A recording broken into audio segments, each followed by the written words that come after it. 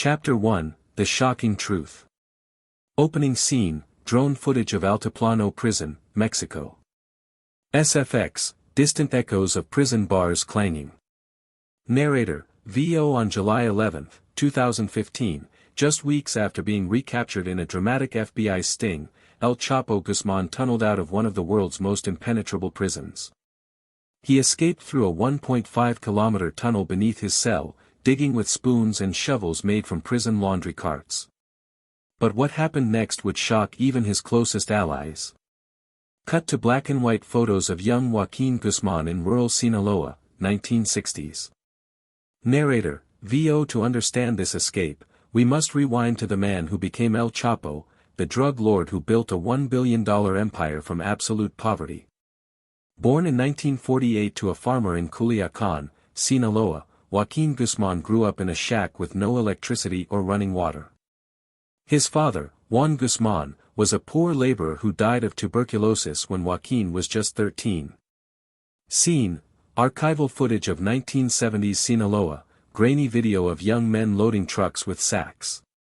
Narrator, VO. By the late 1970s, Guzman had already become a foot soldier for the Sinaloa Cartel, a group that smuggled marijuana across the U.S.-Mexico border using fishing boats and submarines.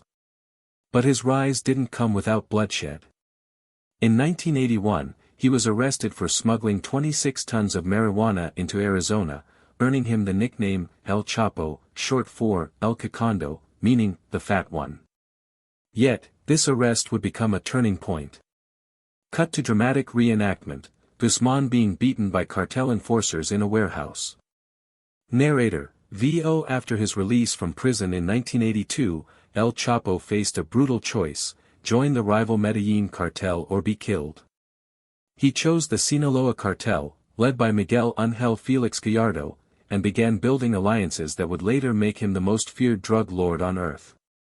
But how did this man from the Mexican countryside become the kingpin of a global narcotics empire? The answer lies in the violent world of cartel politics. Cliffhanger, screen flashes with text, the battle for Sinaloa, as music swells. Narrator, VO. What happened when El Chapo turned on his own mentor, Miguel Ángel Felix Gallardo?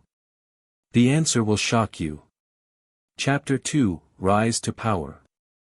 Scene, map of Mexico highlighting Sinaloa and Gulf Coast regions, archival photos of drug trafficking routes. Narrator, VO. In the early 1980s, Sinaloa was a battleground for control over the U.S.-Mexico drug trade. The Sinaloa cartel had already established smuggling routes through the Pacific coast, but El Chapo saw an opportunity in the Gulf of Mexico.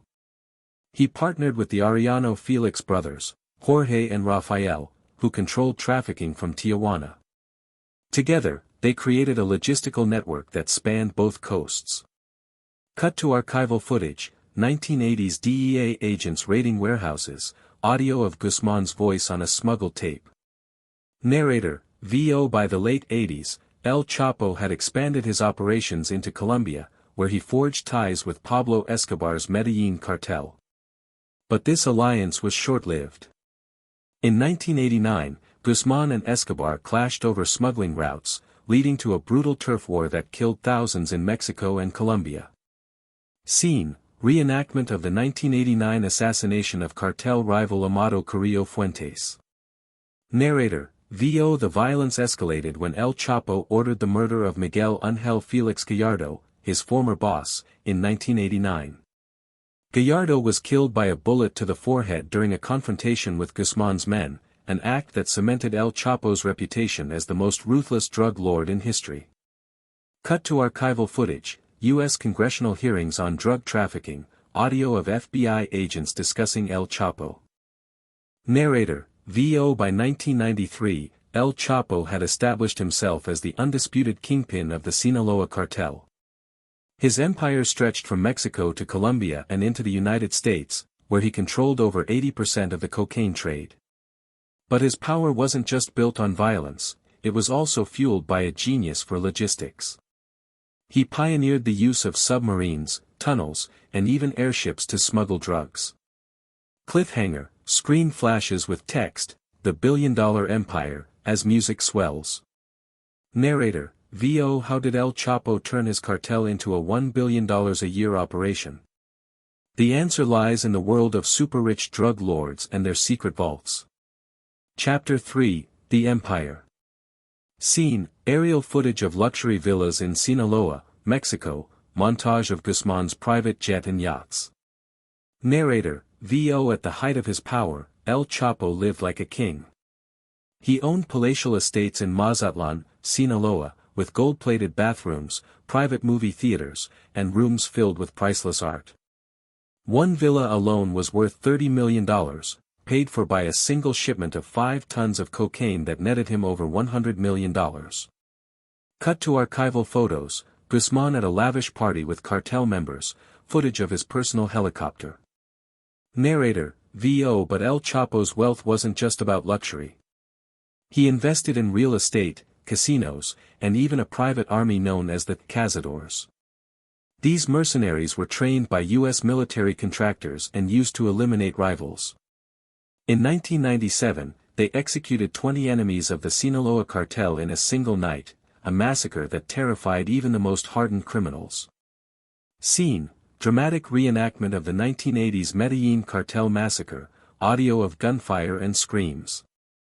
Narrator, VO El Chapo's empire wasn't just built on drugs, it was also fueled by fear. In 1985, he ordered the murder of over 300 people in a single day during a clash with the Medellin cartel. The bodies were left in mass graves in the jungle, their hands tied behind their backs, a grim symbol of his power. Cut to archival footage, U.S. Customs agents seizing drugs at ports, audio of DEA agents discussing El Chapo's operations. Narrator, VO At its peak, the Sinaloa cartel smuggled over 50 tons of cocaine into the United States each year, worth an estimated $1 billion. But this wealth came with a price. By the early 2000s, El Chapo had more enemies than any drug lord in history, including rival cartels, Mexican authorities, and even the U.S. government. Cliffhanger, screen flashes with text, the fall begins, as music swells. Narrator, VO What happened when El Chapo's empire began to crumble under the weight of his own violence? The answer lies in a fateful raid that changed everything. Chapter 4, The Turning Point. Scene, drone footage of the Mexican border, reenactment of DEA agents storming a cartel hideout. Narrator, VO In 2001, El Chapo's empire faced its first major blow. After years of violence and corruption, U.S. authorities launched Operation Hurricane, a joint FBI-DEA operation targeting the Sinaloa cartel. The raid led to the arrest of over 300 cartel members and seized millions in cash, weapons, and drugs. Cut to archival footage, El Chapo's mugshot from a 2001 arrest, audio of him speaking in an interview. Narrator, VO Despite this setback, El Chapo refused to back down. In 2007, he was arrested again, this time by Mexican authorities, and sentenced to 30 years in prison. But his sentence would be short-lived. On February 19, 2008, he vanished from Altiplano prison, leaving behind nothing but a spoon and a tunnel that stretched for nearly 2 kilometers. Scene, reenactment of the escape, footage of the tunnel discovered by authorities. Narrator, VO How did El Chapo escape one of Mexico's most secure prisons? The answer lies in a network of accomplices who helped him dig a tunnel from his cell to a laundry room beneath the prison. Using spoons and laundry carts, he and his associates carved through concrete for 16 months before finally breaking free. Cut to archival footage, news reports on El Chapo's recapture, audio of Mexican officials speaking. Narrator, VO After evading capture for over 2 years, El Chapo was recaptured in 2014 during a dramatic FBI sting. He was arrested at a high-end hotel near Guadalajara and flown to the United States, where he faced trial on charges of drug trafficking, murder, and conspiracy. Cliffhanger, screen flashes with text, the final escape, as music swells. Narrator, VO What happened when El Chapo was once again placed in a maximum security prison? The answer will change the way you think about cartel kingpins forever. Chapter 5, The Fall. Scene, footage of El Chapo's trial, courtroom scenes with U.S. prosecutors. Narrator, VO. In 2016, after nearly 2 years in a high-security prison near Manhattan, El Chapo was finally sentenced to life imprisonment without the possibility of parole. He had been found guilty of orchestrating the deaths of over 30 people and smuggling more than 40 tons of cocaine into the United States, worth an estimated $2 billion. Cut to archival footage, news reports on El Chapo's recapture, audio of Mexican officials speaking. Narrator, VO. But his legacy didn't end in prison. Even now, the Sinaloa cartel continues to operate under new leadership, with its tentacles reaching into every corner of the world, from Colombia to Europe and beyond. El Chapo's empire may have crumbled, but its influence remains deeply embedded in the global drug trade. Scene, aerial footage of modern-day Sinaloa, montage of cartel operations. Narrator, VO. The story of El Chapo Guzman is a cautionary tale of power, greed, and violence. He rose from poverty to become one of the most feared men in history, but his downfall came not from the DEA or Mexican authorities, but from the very people he trusted most. Cliffhanger, screen flashes with text, the cartel's legacy, as music swells. Narrator, VO. What lessons can we learn from El Chapo's rise and fall? And what does his story mean for the future of the drug war? The answer lies in the next chapter of Cartel Chronicles. End screen, subscribe button with text, subscribe to Cartel Chronicles for more untold stories. Hit the bell. Scene, interview clips with law enforcement officials and experts on organized crime. Narrator, VO. In the years since El Chapo's capture, the landscape of the drug trade has shifted dramatically. The Sinaloa cartel, once a monolithic empire under his control, now exists as a fractured network, its power diluted by internal rivalries, government crackdowns, and the rise of new players in Mexico's underworld. Yet, despite these changes, El Chapo's influence lingers.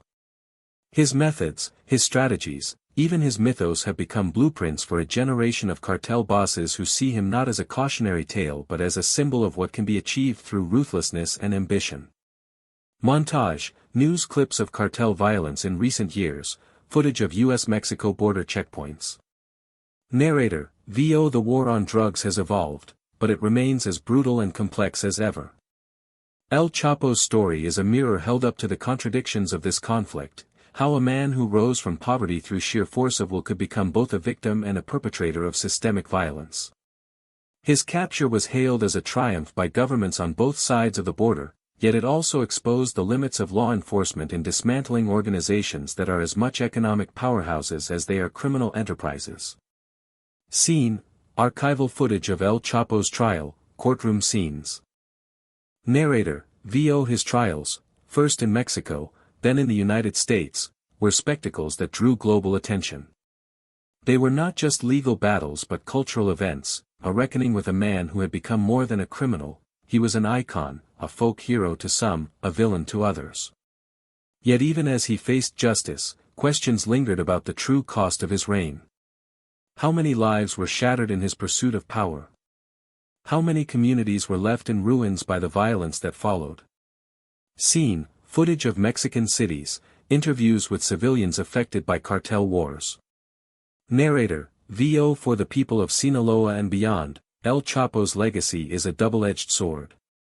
His rise brought wealth to some, but it also entrenched fear in others. The cartels he helped build continue to shape the region's destiny, their influence seeping into politics, media, and even everyday life. Meanwhile, his story has become a case study for academics, a warning for would-be kingpins, and a source of fascination for those who see him as a product of a broken system rather than its architect. Scene, slow-motion shots of El Chapo's prison in Altiplano, haunting music swells. Narrator, VO. As he sits behind bars, the man who once controlled vast territories and commanded fear now exists in isolation, a figure both pitiable and monstrous. His life is a paradox, a criminal who built an empire, a prisoner who became a symbol, a man whose name will echo long after his final breath. Cliffhanger, screen splits, on one side, a close-up of El Chapo's face, on the other, a map of global drug trafficking routes. Narrator, VO but what happens when the myth becomes larger than the man? How does a nation reckon with a past defined by violence and corruption? And as long as demand for drugs persists, will figures like El Chapo ever truly be history, or just the beginning of something far darker? End screen, subscribe button with text, subscribe to Cartel Chronicles for more untold stories. Hit the bell.